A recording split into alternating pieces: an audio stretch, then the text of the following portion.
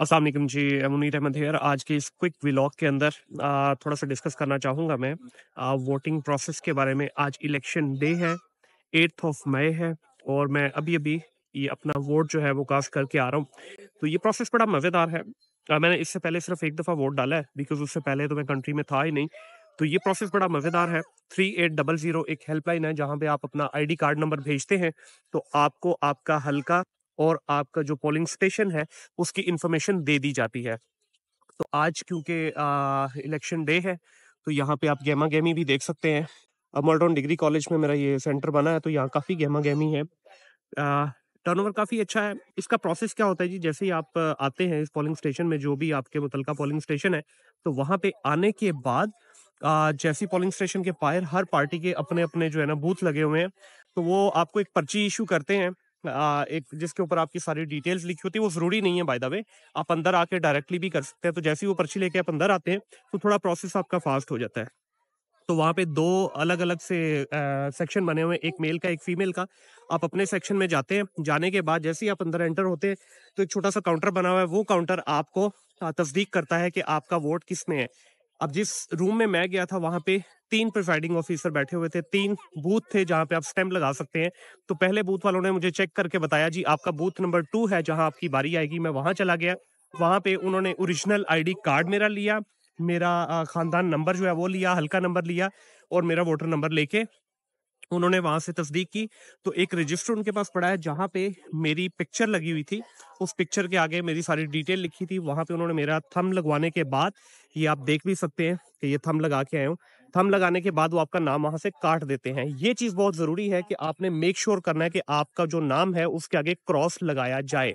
उसके बाद आप अगली जगह पे जाते हैं जहाँ पे आपको जो है एक सूबाई असेंबली का जो है वो फॉर्म दिया जाता है। उससे अगले पे जाते हैं तो वहाँ पे कौमी का दिया जाता है।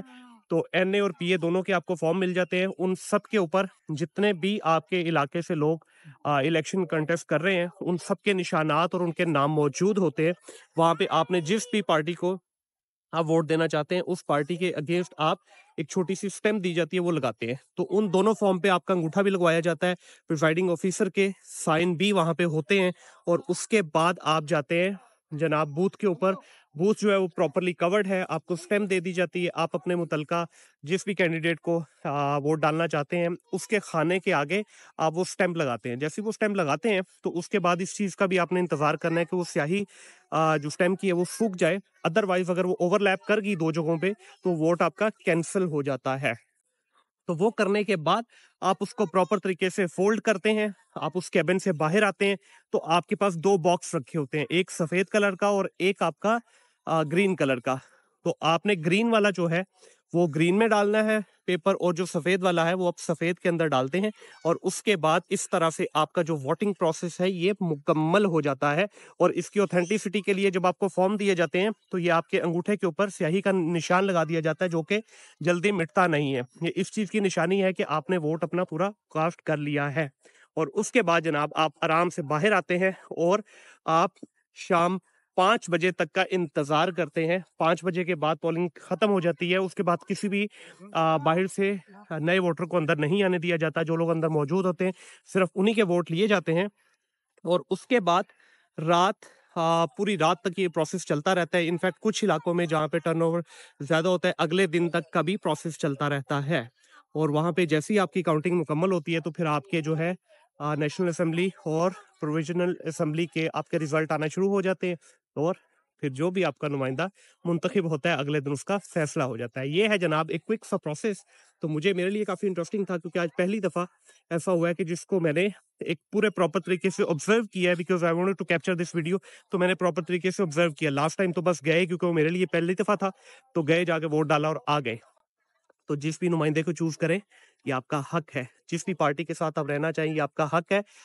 इन सब चीज़ों से इम्पोर्टेंट चीज़ ये है कि वोट डालना एक कौमी फरीज़ा है। जो लोग ये समझ के वोट नहीं डालते कि भाई हमारे वोट से क्या होना है, ये सबसे गलत बात है। और इस सोच से जब तक हम बाहर नहीं निकलेंगे, तो हमारे नुमाइंदे जो है वो हमारी मर्ज़ी से नहीं, ऊपर वालों की मर्ज़ी से मुंतखब होंगे। तो हमने इस चीज़ को मेक श्योर करना है कि हम अपने हिस्से का जो वोट लाज़मी डालें, रिज़ल्ट जो भी आता है उससे बेफ़िक्र हो जाएँ।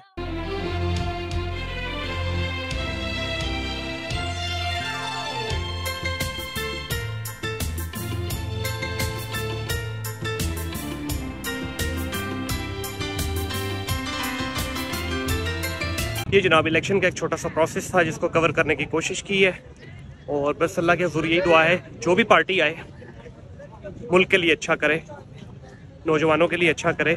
हम 60% आबादी जो है नौजवानों की है।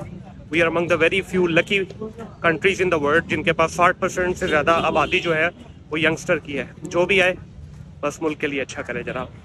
बाकी जिसको भी वोट देना है दे ज़रूर, बाहर ज़रूर निकलें, वोट लाजमी डालें। वोट ना डाल के आप इतना बड़ा गुनाह करेंगे जो आप सोच नहीं सकते हैं, क्योंकि यही एक वाहिद वो हक है हमारा आवाम का जिसको हम हाथ से जाने नहीं देना चाहिए। और वोट डालने पे ही आपकी मर्जी के लोग आएंगे। वोट नहीं डालेंगे और ये सोचते रहेंगे कि हमें हमारे वोट से क्या होगा, तो फिर यकीन जानिए वाकई ही आपके वोट से कुछ नहीं होगा। तो वोट लाजमी डालना है जनाब।